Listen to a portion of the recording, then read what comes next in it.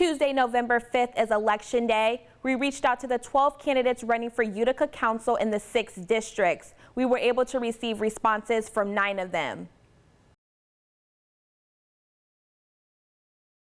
The increased traffic that's going to be coming down with the hospital and needing to increase the public safety in our area. Being that we're first ward, that means downtown is part of our district. And a lot of times I feel like the other neighborhoods don't get the same resources that downtown gets. And I understand we want to build up our downtown, and I benefit from it myself. I own Character Coffee right on the busy corner, which is wonderful, but there are other neighborhoods, and there are places that we need to address. I'm focusing on our neighborhoods. I think that the neighborhoods in all of Utica, and especially West Utica, have been adversely impacted by both absentee landlords and lack of codes enforcement. I think there's another contributing factor that's specific to West Utica, and that involves the recent uptick in demand for off-campus student housing.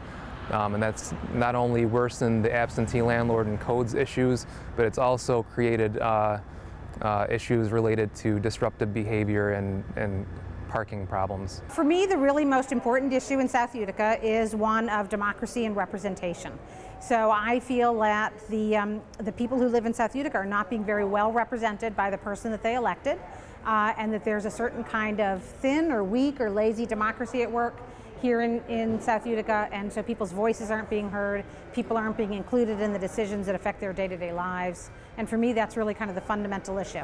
Biggest concern with some residents right now is what will happen to the St. Elizabeth's Hospital campus after they vacate when the new hospital's built. Most important issue, of course, is our roads. It's predominant in the area. People want their roads done. What I did acquire doing some research about being in government for a while, and I found out that there's only 2 to 3 major bidders that handle the roads because of the amount of funding and bonding that needs to be acquired to acquire the contract. Government services. In most of my district, they're not receiving proper government services, or they're in snow removal and pickups and leaf pickups and all those spring and fall pickups. Their streets are getting littered with garbage debris and also crime. That people are talking about in Cornhill is housing. Not just having affordable housing, but housing that's affordable. Rent is too high, dealing with absentee landlords, making sure that the living conditions are up to standard. Housing seems to be the most important thing that people are talking about in Cornhill. As the recent rainfalls have shown us, we had some flooding and some infrastructure problems within the 6th ward, and I think that would be the first thing that we need to attack and find a solution for. Most important issue, I would say, is the services, to make sure our people are getting the proper services. We have some flooding issues is the main one. I want to be sure that our police and our fire staff and the DPW are fully staffed and taking care of the people. We have to increase the complements. We have to find ways to financially responsibly take care of this in the city. To combat this issue, the first goal, it's interesting. Every time I go door to door, every time I tell people, I'm Katie Aiello Martin, I'm running for Common Council. They stop me right there and they say, what's the Common Council? So there's a big disconnect here of communication, and if people don't know that they are represented and how to be heard, we have to work on these things to then maybe more neighborhoods would finally have a voice to get the needs fulfilled. I think that it's incumbent on the city to hold absentee landlords accountable. I think that we need more resources for the codes department in terms of enforcement. And I think that to combat the issues related to off-campus student housing, there needs to be engagement and communication between the city, the college, the neighborhoods, and the students that'll be integrating into the neighborhoods. So I'm going to build what I call robust democracy, and I'm going to do that in 2 ways. I'm going to be a very responsive, proactive elected official. I'm going to have a monthly newsletter that reaches out to people, have regular constituent hours, and hold town halls. So that's what I'm going to do on my end. And I'm going to encourage people to become more engaged in the political life of their cities, to be more engaged and active citizens and voters and taxpayers and residents. I would hope to meet with anybody that's planning to purchase or redevelop that area, and notify any of the residents within a large radius of what will happen or possibly happen there. We found out that there's a possible way to stretch out the city tax dollars for paving by implementing what is called quadrant paving bidding. So this separates the amount of the city into small quadrants where local contractors have the opportunity to bid on it and possibly keep those local dollars within our city.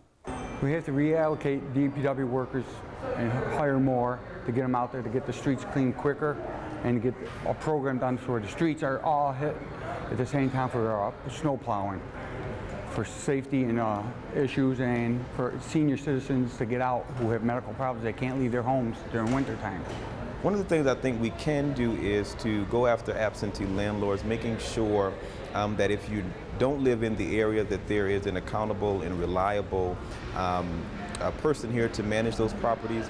The other thing is having a comprehensive plan for housing for Cornhill, making sure that we're not just developing affordable housing that would keep our composition of our community the same, meaning high needs populations, but making sure that we have a community that's open and vibrant and able to welcome any person that's a resident of the city of Utica.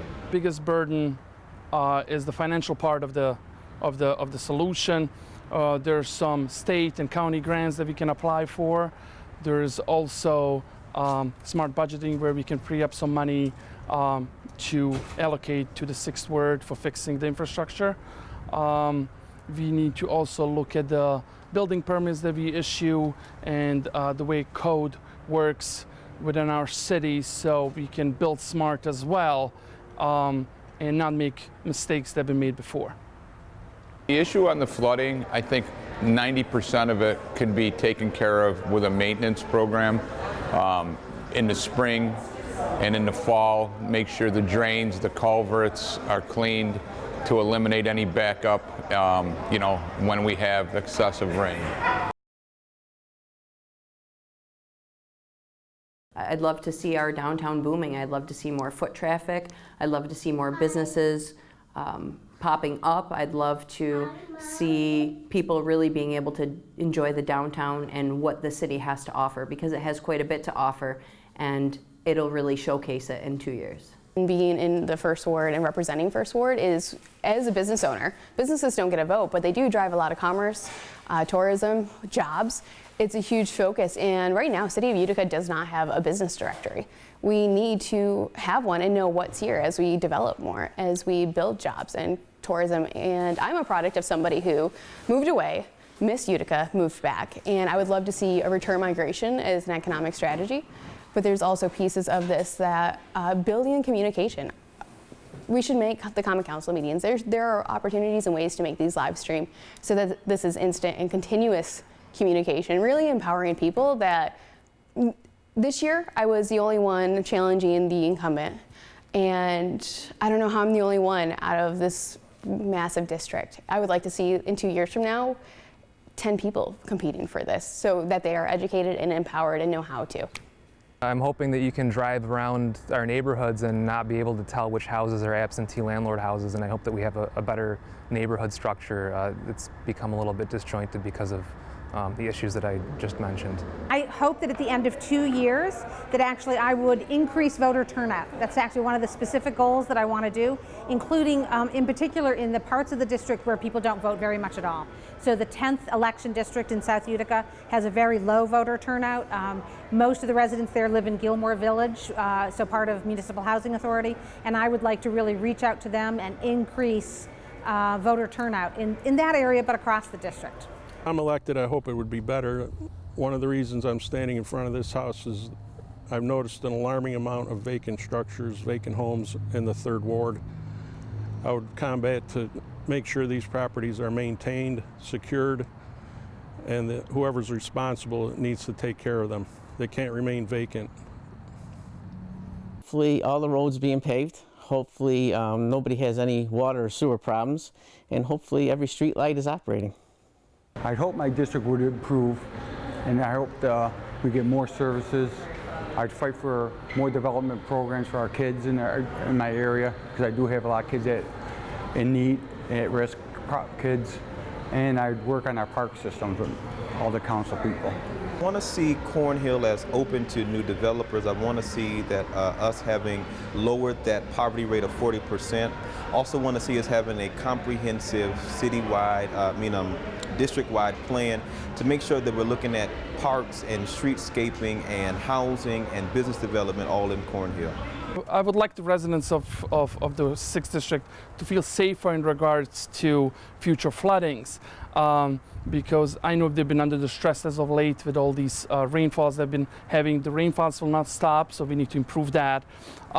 We need to look for better jobs for residents. So I'm hoping to attract some businesses that give us some professional jobs or high-paying jobs within the Utica. There's some programs that are coming, I hope, and I'm willing to work with the city so we can have these jobs right here in North Utica, because we don't want to lose our children to they've been, great schooling, we have great schools, great colleges and everything else, but the kids have issues finding high-paying jobs, quality jobs. So I'm hoping in 2 years we'll start with attracting some businesses for those jobs, as well as improvements in safety, infrastructure, and the rest.